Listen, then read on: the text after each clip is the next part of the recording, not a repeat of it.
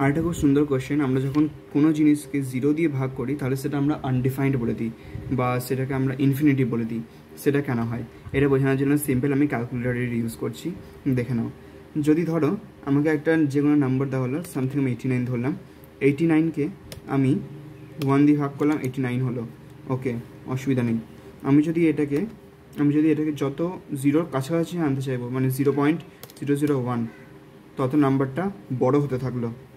C, আমি আরও যত 0 কাছাকাছি যাবো আর কি, যত 0 কাছে যাব তত নাম্বারটা বড় হতে থাকবে।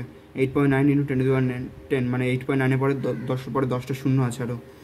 সেম, আমি যত আমি 0-র কাছে যেতে থাকবো নাম্বারটাকে, তত নাম্বারটা বড় হতে থাকবে। অ্যান্ড দ্যাট ইজ ওয়াই এইভাবে চলতে চলতে যখন এটা 0-তে পৌঁছাবে তখন নাম্বারটা ইনফাইনাইটলি বড় হয়ে যাবে। That is why something divided by 0 is equal to infinity or undefined বলে দিই আমরা।